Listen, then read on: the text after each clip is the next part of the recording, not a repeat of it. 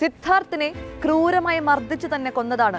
രോഹിത് വെമുലയും പീഡനങ്ങളാൽ തന്നെയാണ് കൊല ചെയ്യപ്പെട്ടത്. പക്ഷേ കേരളത്തിന് പുറത്തു നടന്ന ആത്മഹത്യയുടെ പേരിലുണ്ടായ കോലാഹലമെന്നും തല്ലിക്കൊന്നതിന്റെ പേരിൽ കേരളത്തിലുണ്ടാവില്ലെന്ന് സിദ്ധാർത്ഥിന്റെ മരണം തെളിയിച്ചു. മനുഷ്യത്വം മരവിക്കുന്ന പീഡന പരമ്പരയാണ് നടന്നതെന്ന് സിദ്ധാർത്ഥിന്റെ പോസ്റ്റ്മോർട്ടം റിപ്പോർട്ടിൽ പറയുന്നു. 2 ദിവസമായി ആ മനുഷ്യ ശരീരത്തിൽ ഭക്ഷണം എത്തിയിട്ട്, വടിയോ പട്ടികയോ ഉപയോഗിച്ച് മുതുകത്തിടിച്ച പാട്, 3 ദിവസം വരെ പഴക്കമുള്ള ചതവുകൾ, ഇടിക്കുകയോ ചവിട്ടുകയോ ചെയ്തതിൽ നിന്ന് വയറിന് ക്ഷതം. വീട്ടിലേക്ക് തിരിച്ചു പോയ സിദ്ധാർത്ഥിനെ തിരിച്ചു വിളിച്ച് ക്യാമ്പസ് കോടതിയിൽ മാർക്സിനെയും ഏഗൽസിനെയും ലെനിനെയും വരച്ചു വെച്ച കൊടിപിടിക്കുന്ന അതേ കൈയാൽ കപട വിപ്ലവകാരികളായ ആരാച്ചാർമാർ ചെയ്തതാണിത്.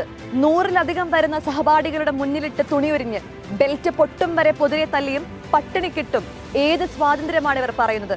ഏത് സോഷ്യലിസ്റ്റിന് വേണ്ടിയാണ് ഇവർ പ്രവർത്തിക്കുന്നത്? ഏത് ജനാധിപത്യമാണ് ഇവർ മുന്നോട്ട് വെക്കുന്നത്? ഇന്നലത്തെ പത്രങ്ങളിൽ 15 പേരടങ്ങുന്ന 2 ഗ്രൂപ്പ് ചിത്രങ്ങളാണ് ഉണ്ടായിരുന്നത്. ഒന്ന്, TP കൊന്ന കേസിലെ 15 CPM-കാർ. 2, പാർലമെന്റിലേക്ക് മത്സരിക്കുന്ന 15 CPM-കാർ.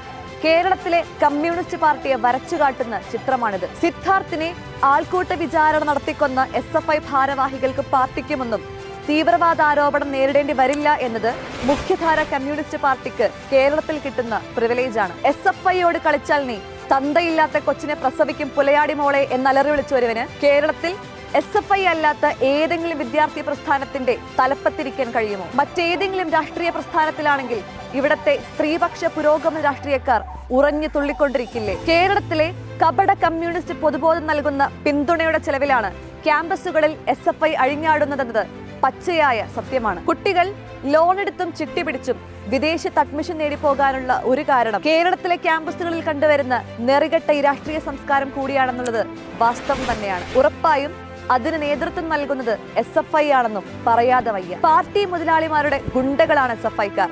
സംരക്ഷിക്കാൻ ആളുണ്ടെന്ന ആത്മവിശ്വാസമാണ് അവരെ കൊലപാതകികളാക്കി മാറ്റുന്നത്. SFI ഉൾപ്പെടെ ജനാധിപത്യ മര്യാദയും മനുഷ്യത്വവുമില്ലാത്ത സംഘടനകളുടെ പ്രവർത്തനങ്ങളെ അടിയന്തരമായി നിയന്ത്രിക്കാനുള്ള ഇടപെടലുകൾ ഉണ്ടാകണം. അതിലുപരി ജനങ്ങൾ നോക്കി നിൽക്കുന്നത് മതിയാക്കി ഇടപെടേണ്ട സമയവും അതിക്രമിച്ചിട്ടുണ്ട്.